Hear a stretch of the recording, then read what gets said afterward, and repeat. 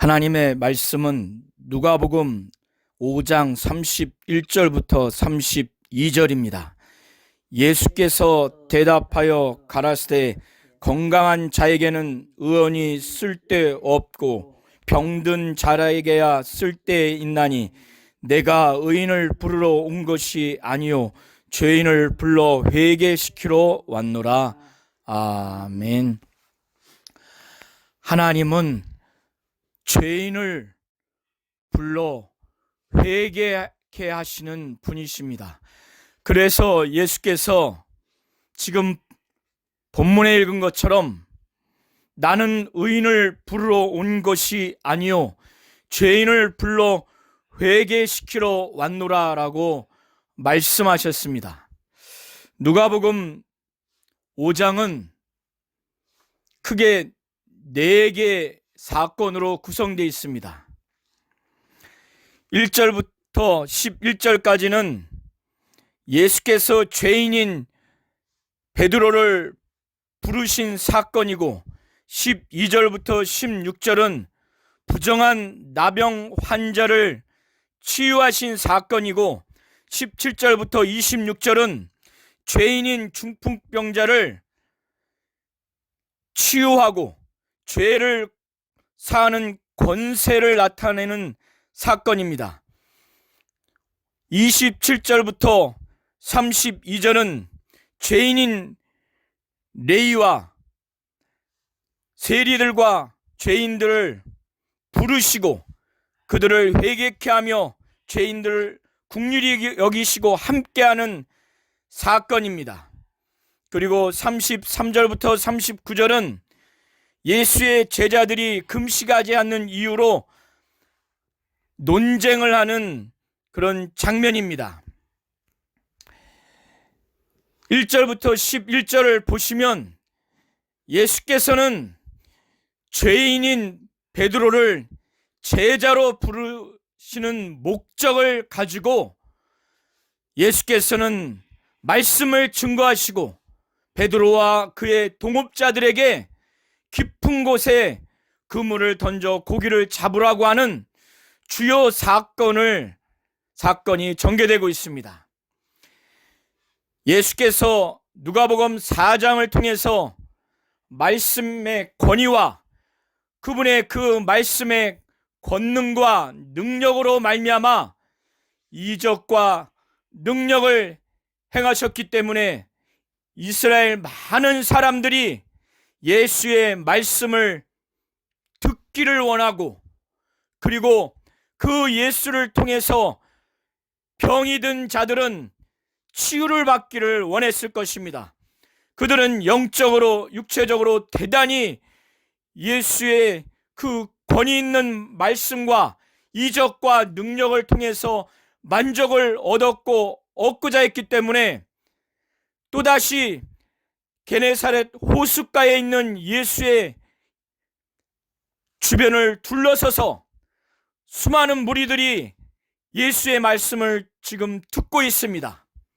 예수께서는 게네사렛 호숫가에서 이 많은 무리들을 보다 효과적으로 하나님의 말씀을 증거하기 위해서 호숫가에서 배 2척이 있는 것을 보시고 배 위에서 설교를 하기 위해서 그 2척 중에 한 척인 베드로의 그 배 위에 오르셔서 그 배를 호숫가에 띄우도록 청한 다음에 배 위에 앉아서 많은 무리들에게 하나님의 말씀을 증거했습니다. 이 당시에 게네사렛 호숫가의 그 구조는 마치 경사진 계단식 극장과 같이 수면이 본래 그 해수면보다 200m 정도 낮다고 합니다. 이런 상태에서 배 위에 앉은 예수는 더 높이 지금 서 있는 수많은 무리들을 두루 보면서 말씀을 증거할 수 있는 아주 천연의 설교의 장소로서 지금 하나님의 말씀을 증거하고 있고, 이때는 아마도 베드로와 그의 동업자들도 설교를 들었을 것입니다. 이렇게 두 번째 말씀을 증거한 다음에 밤이 맞도록 베드로와 세베대의 아들 야고보와 요한, 곧 베드로의 동업자인 이들이 밤이 맞도록 수고하여 고기를 잡으려고 했지만은 날이 새기까지 고기를 잡지 못했습니다. 그들은 의지를 가지고 그물을 여러 번 수없이 던졌을 것입니다. 던질 때마다 또다시 던지면서 고기를 얻고자 하는 의지와 의욕을 가지고, 기대를 가지고, 자신들의 경험을 가지고 계속 밤새 그물을 던졌지만 한 마리도 얻지 못했습니다. 얼마나 좌절스럽고 얼마나 피곤했겠습니까? 그래서 아침에 모든 걸 체념하고 그물을 씻었던 것입니다. 이런 베드로를 부르시고 예수께서는 깊은 곳에 그물을 내려서 고기를 잡으라고 예수께서는 말씀하셨습니다. 그때 베드로가 밤새 우리가 고기를 잡으려 했지만 잡지 못했으나 주의 말씀을 의지하여 우리가 그렇게 하겠습니다. 그물을 내리겠습니다. 이렇게 답변을 했습니다. 그때 그물을 내리니 한순간에 그물이 찢어질 정도로 고기가 많이 잡혔습니다. 이렇게 되니까 베드로가 자기 동료 동무들에게 이걸 좀 도와달라 손짓을 했습니다. 그래서 그들이 도와서 그물을 올렸는데 두 배에 가득히 채워졌고, 그런데 얼마나 많았냐면 그 두 배가 가라앉을 상황이 지금 될 정도였습니다. 그때 베드로는 놀랬습니다. 그리고 야고보와 요한도 놀랬고, 함께 있던 모든 고기 잡았던 함께한 자들도 놀랬습니다. 그런데 그때 베드로는 고기를 잡은 기쁨, 예수에 대한 감사의 반응이 아니라 전혀 다른, 자신은 철저한 죄인이라는 그 신분을 아주 처절하게 느끼게 되는 그 사건으로 그는 그때 느낀 겁니다. 그리고 예수를 방금 전에 선생이라고 불렀다가 이제 진정으로 주님이라고, 사람이 아닌 존재, 신적인 존재로서 주님이라고 이 사건을 통해서 그렇게 느껴졌습니다. 이게 인간적으로는 이해할 수 없겠지만 이것은 베드로와 세베대의 아들 야고보와 요한, 베드로의 동업자인 극소수만 느낄 수 있는 사건이었습니다. 이것은 자신들은 어부로서 굉장한 전문가인데 밤새 수고했고 밤새 의지와 의욕을 가지고 기대를 가지고 했지만 한 마리도 잡지 못했고, 자신들의 경험에 의해서 이쪽 지역은 많은 고기가 있을 것이라고 하는 수많은 시간 동안에 의지와 의욕과 경험과 기대를 가지고 했지만 한 마리도 잡지 못했는데 어떻게 한순간에 이렇게 수많은 물고기를 잡을 수가 있는지, 이것은 사람의 존재가 아니라는 것을 느낄 수밖에 없는 이적의 사건으로 체험되어진 것입니다. 그래서 이렇게 명령하신 이 예수, 그 명령으로 이렇게 많은 고기를 가득 메운 이 이적을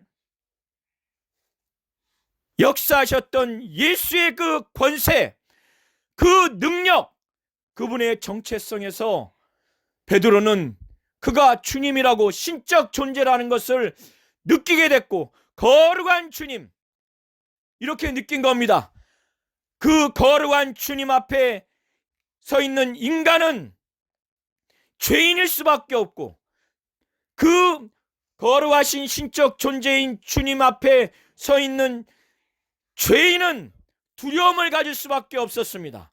그래서 베드로는 고기를 많이 잡게 해주셔서 감사합니다, 간증하는 것이 아니라 예수의 정체성과 그 권위와 능력을 느끼게 됐고, 그와 반대로 자신의 정체성과 자신의 무가치함을 느끼게 돼서 이런 자신과 거룩하신 주님, 죄인인 자신과 무가치한 자신과 권세와 능력이 있는 주님 사이에 이 엄청난 간극에서 느끼는 두려움이 있기 때문에 주님, 내게서 떠나시옵소서, 나는 죄인으로서이다 라는 고백을 실로 지금 하고 있는 것입니다. 그때 예수께서 진실로 고백한 그 베드로에게 두려워하지 말라, 이 이후로 내가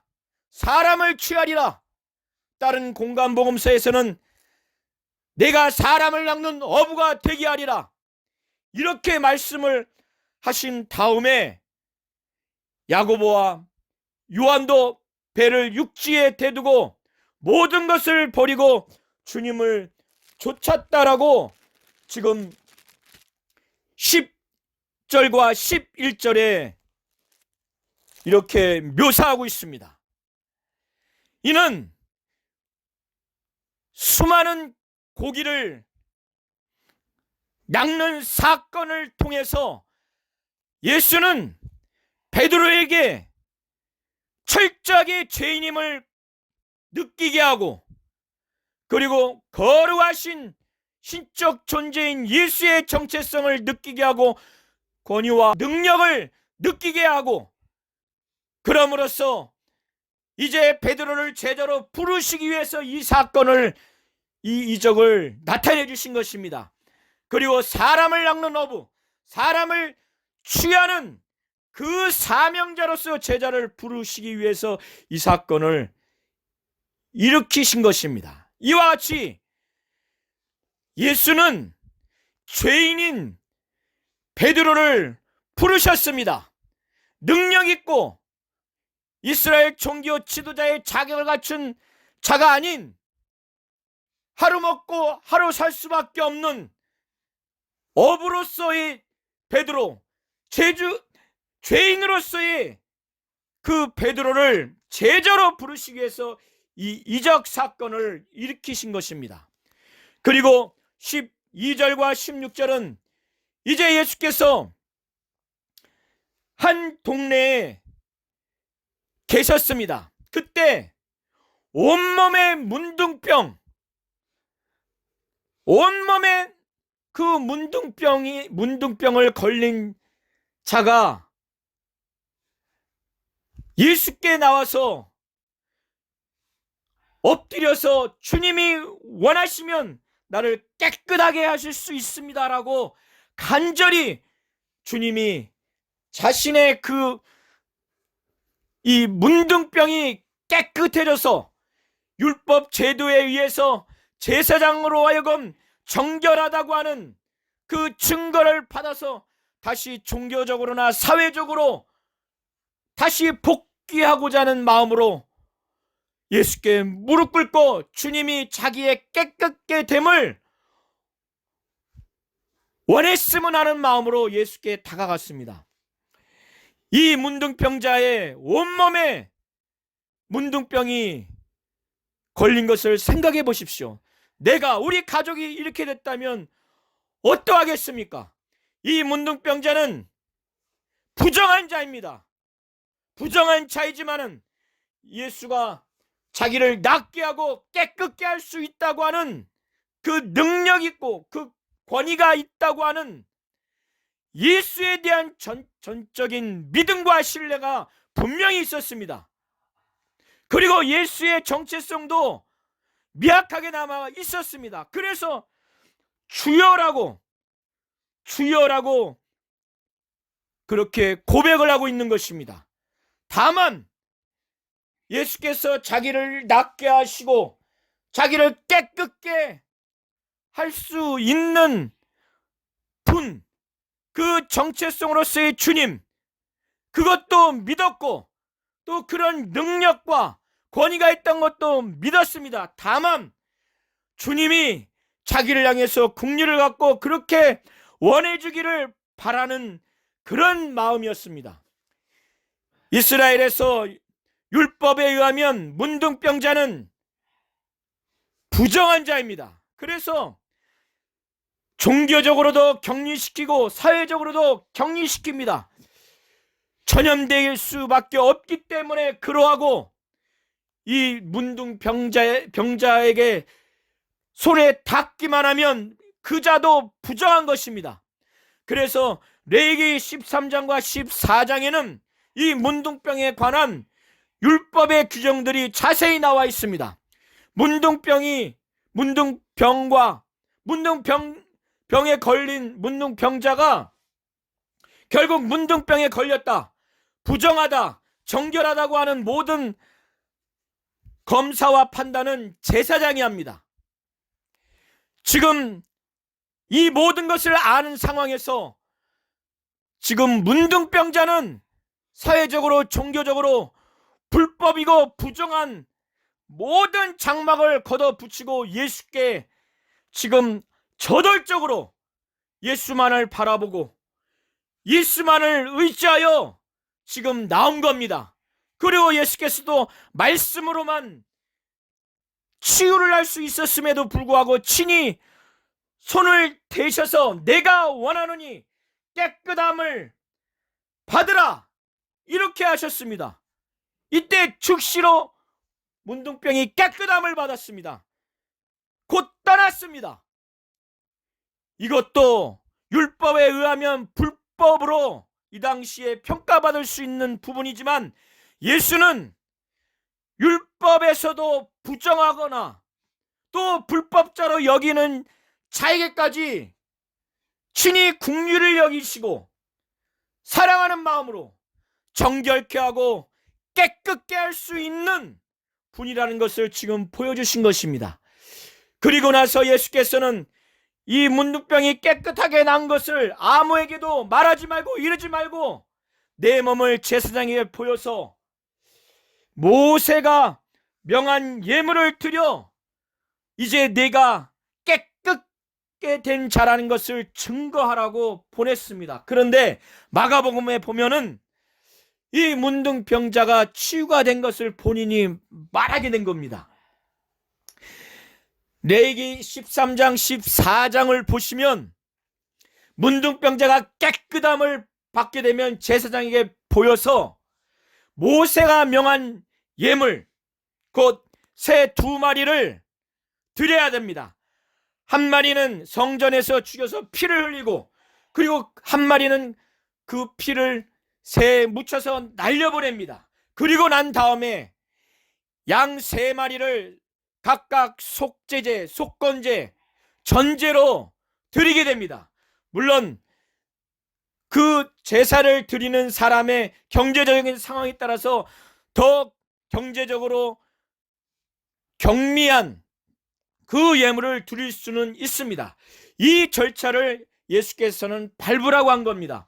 그러나 이 나병 환자가 자기가 깨끗게 됨을 지금 사람들에게 이르게 됐습니다. 그렇게 되니까 엄청난 많은 사람들이 예수께 다가가서 하나님의 말씀도 듣고 자신의 병도 낫고자 하는 마음으로 막 몰려든 겁니다. 그러나 예수께서는 조용한 한적한 곳에서 물러가서 기도하셨다라고 16절에 나와 있습니다. 예수께서는 이와 같이 율법에 의해서 부정한 문둥병자도 친히 정결케 하시는 분이십니다. 예수는 친히 손을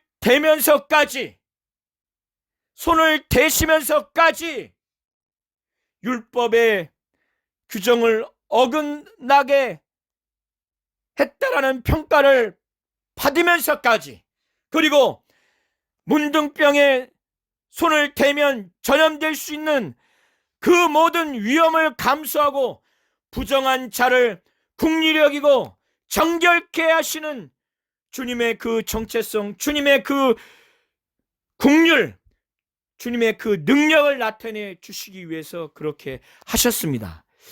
이런 예수의 정체성과 예수의 그 긍휼, 그 능력을 우리 모든 성도님들도 믿고 의지하시기를 예수의 이름으로 축원합니다.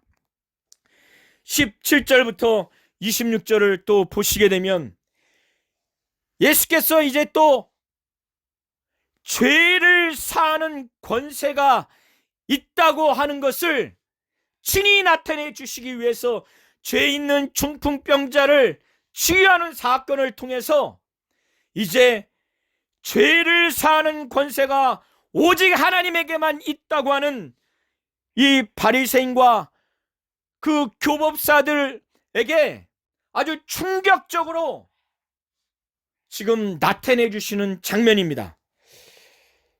그래서 하루는 예수께서 어느 집안에서 하나님의 말씀을 가르치실 때 바리새인과 교법사들, 그들이 예수의 그 말씀의 권위와 그 이적과 능력, 그의 권능을 많이 보고 들었기 때문에 이제 그 말씀을 듣고 그 능력과 권능을 보기 위해서 예수 앞에 왔을 것입니다. 그리고 예수의 그 말씀과 행하심이 율법에 어긋나는지 책잡으려고도 아마 왔을 것입니다.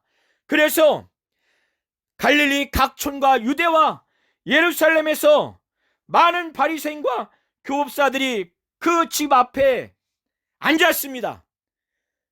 그때 예수는 병 고치는 주의 능력, 하나님의 능력이 함께 하였습니다. 그때 중풍병에 걸려 있는 그 사람을 침상에 누인 채로 그를 알고 있는 자들이 4명이 그 침상채로 예수께 병치유를 받기 위해서 지금 그 집 안으로 들어가려고 했는데 마가복음에는 사람들이 너무나 많아서 용신할 너무나 많아서 들어갈 수 없는 상태가 됐다라고 이 상황을 묘사하고 있습니다. 그래서 이들이 도무지 들어갈 수가 없는 겁니다. 그래서 이들은 예수가 분명히 병자를 치유할 수 있는 능력이 있다는 확실한 믿음과 신뢰가 있기 때문에, 그리고 자신들이 아는 이 중풍병자를 반드시 낫게 해야 되겠다고 하는 이 중풍병자의 본인과의 이 마음이 상당히 공감이 돼서 문으로는 못 들어가니까 이제 지붕으로 올라가서 지붕을 뜯어가지고 줄로 내려서 예수 앞에 내리도록 그렇게 한 겁니다. 이것이 얼마나 인간적으로 무리할 수 있겠습니까? 바리새인과 교법사들은 화를 낼 지경일 수 있습니다. 그리고 집주인에게는 보상을 해야 될 수도 있습니다. 그리고 설교 중인데 이렇게 비영적인 행동을 했을 때 지탄을 받을 수도 있음에도 불구하고 예수는 이렇게 하는 그 4사람들의 이 행동을 믿음으로 본 겁니다. 그래서 그것을 보자마자 저희 믿음을 보시고 그 중풍병자를 향해서 이 사람아 내가 죄사함을 받았느니라, 이렇게 믿음의 그 모습을 보고 영적인 죄사함의 축복을 선포를 하셨습니다. 물론 이 중풍병자도 이렇게까지 그 4사람이 할 수 있도록 허락을 했고, 또 이신전심, 또 어느 정도 공유된 믿음이 있었기 때문에 이렇게 했었을 것입니다. 이때 예수께서 중풍병자를 향해서 내 죄사함을 받았느니라 이 말을 들으니까 바리새인과 서기관들은 의논하여 생각하기를 야, 이게 신성모독을 한다. 이 참남한 말을 한 자가 이 누구냐? 왜 이런 얘기를 했느냐? 이들은 율법에 의하면, 그리고 이들의 전통에 의하면 종합적으로 죄를 사하는 권세는 하나님 한 분만이 죄를 사한다는 것을 믿고 있기 때문에 이들의 입장에서 사람인 예수가 죄를 사하는 선포를 했을 때 이것은 신성모독이다, 참남하다, 이렇게 여긴 겁니다.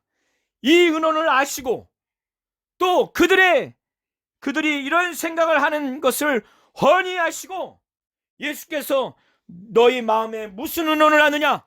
내 죄사함을 받았느니라 하는 말과 일어나 걸어가라 하는 말이 어느 것이 쉽겠느냐? 이렇게 반문을 합니다.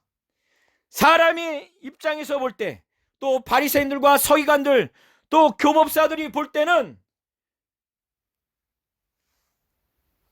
사람의 오감을 통해서 입증을 해야 하는, 과학적으로 입증을 해야 하는 일어나 걸어가라 하는 말이 어렵다고 여길 것입니다. 왜? 그것은 눈으로 또 촉각으로 여러 오감으로 입증을 해야 되기 때문에, 증거를 내세워야 되기 때문에 그렇습니다. 그러나 죄를 사하는, 죄사함을 받았느니라 하는 이 말은 눈에 보일 수 없기 때문에 말로 하기만 하면 된다 생각하니까 쉽다라고 여길 수 있을 것입니다.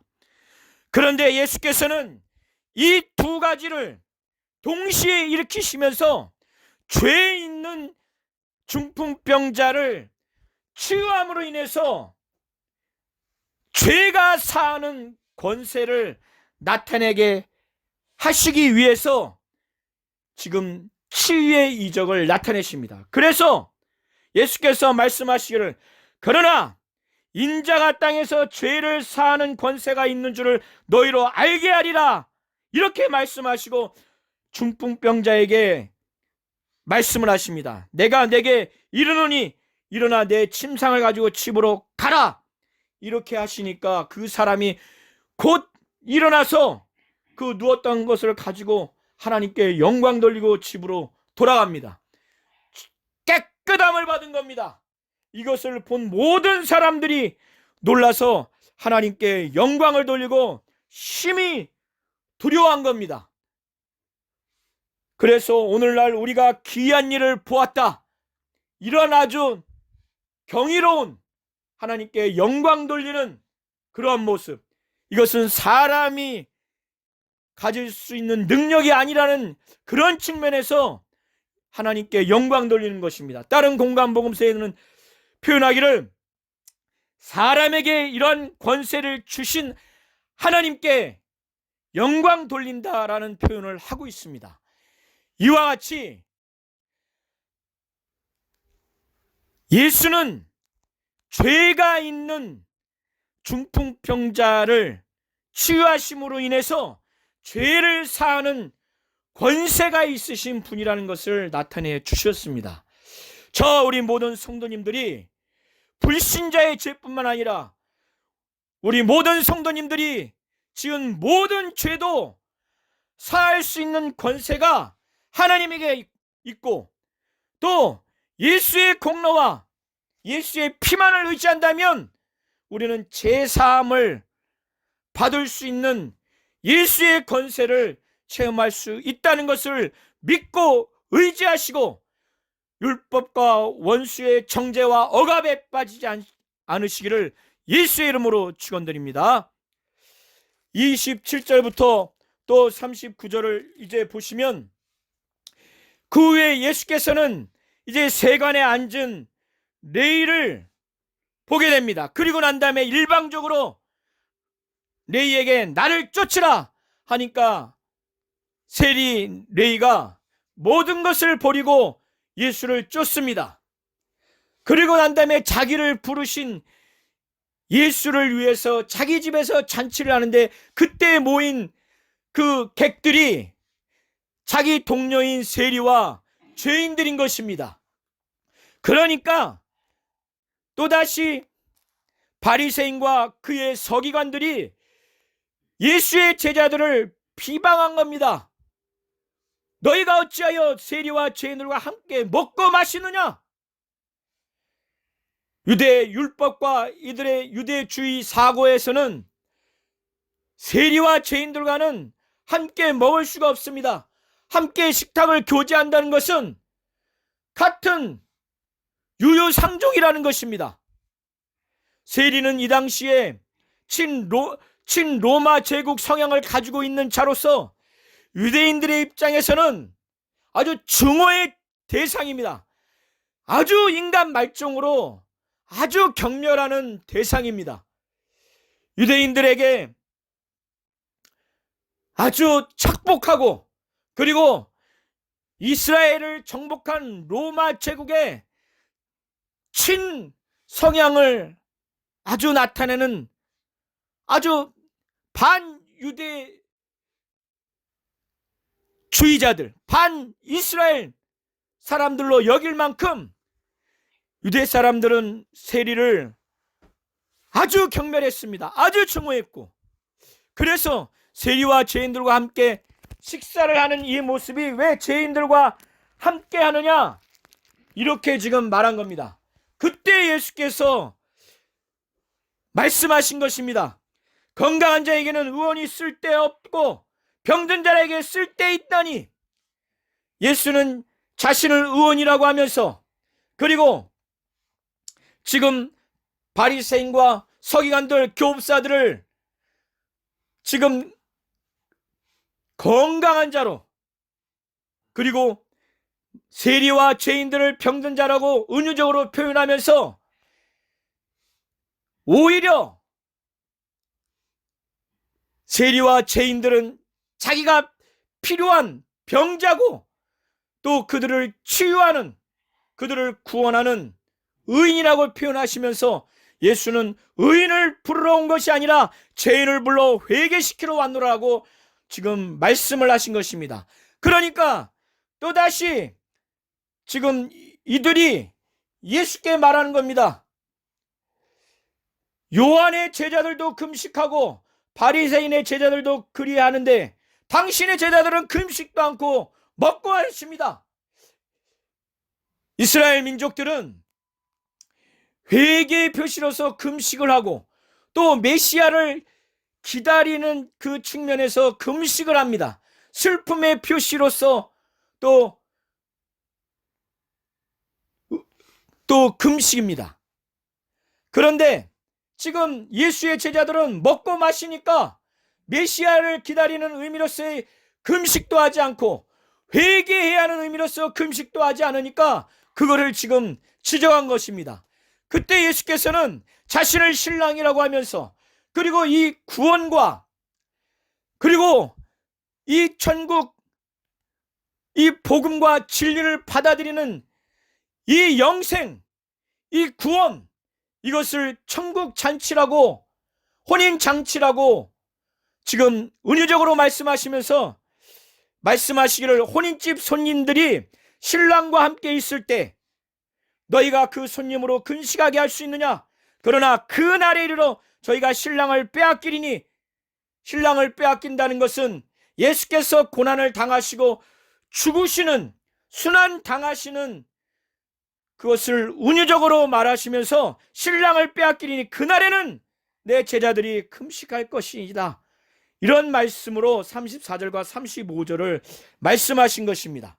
그러면서 이 바리새인과 서기관들이 예수의 이 제자들이 먹고 마시고 금식하지 아니하고 바리새인의 제자들과 요한의 제자들처럼 금식해야 하는데 금식하지 않는 이 금식 문제에 대해서 은유적으로 두 가지 비유를 들면서 예수의 그 말씀을 마칩니다.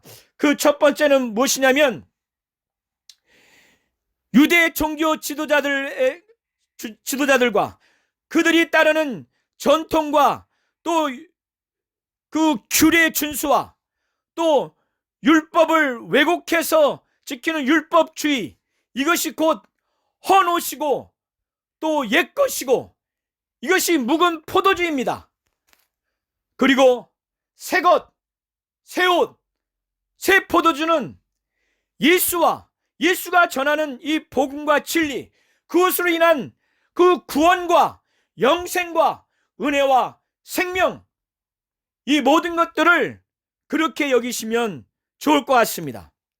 그래서 이들이 여전히 율법주의와 그 율법주의 하에서 전통과 또 규례를 지키고 준수하는 문제, 그리고 지금 금식 준수 여부 문제를 거론하는 이 모든 것들을 고수하는 이 묵은 포도주, 또 헌옷, 옛것을 고수하는 그들을 향해서 새 옷에서 한 조각을 찢어 낡은 옷에 붙이는 자가 없나니 만일 그렇게 하면 새 옷을 찢을 뿐이요 새 옷에서 찢은 조각이 낡은 것에 합하지 아니하니라. 이렇게 첫 번째 비유를 들면서 말씀하신 것입니다. 그리고 두 번째는 새 포도주를 낡은 가죽 부대에 넣는 자가 없나니 만일 그렇게 하면 새 포도주가 계속 팽창하기 때문에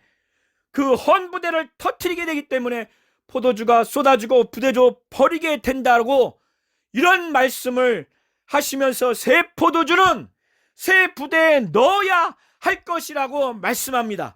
새 포도주는 곧 예수와 그리고 예수가 전한 복음 진리, 그로 말미암는 구원과 영생과 은혜는 지금 베드로와 같이 또 나병 환자와 같이 중풍병자와 같이 지금 레위 그리고 이 함께한 모든 죄인들과 같이 이 세권을 온전히 받아들일 수 있는 새 부대에 넣어야 한다는 것입니다.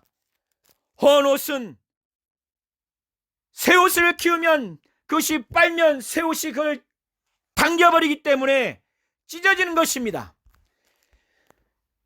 예수께서는 여전히 유대 종교 지도자들을 중심으로 한 율법을 왜곡한 율법주의와 그 하에서 규례와 전통을 준수하고 금식을 지켜야 한다는 현재 이들을 향해서 그들이 갖고 있는 그 모든 것들을 은유적으로 말하면서 그것은 바로 묵은 포도주다.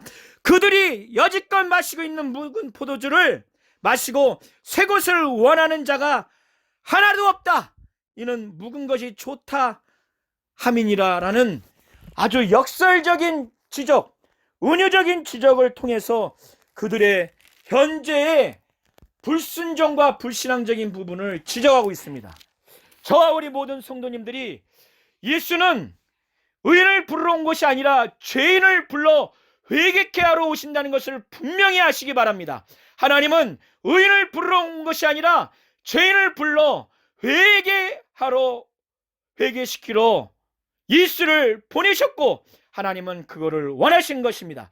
우리 모든 성도님들이 불신자뿐만 아니라 모든 성도님들이 우리가 어떠한 죄를 졌다 할지라도 의인을 부르러 온 것이 아니라 죄인을 불러 회개시키러 오신 이 예수의 권세와 정체성과 능력과 그 피의 은혜와 그 공로를 의지해서 회개하여 하나님으로부터 주시는 복음과 진리와 은혜와 영생에 온전히 거하시는 복된 삶을 사시기를 예수의 이름으로 축원드립니다.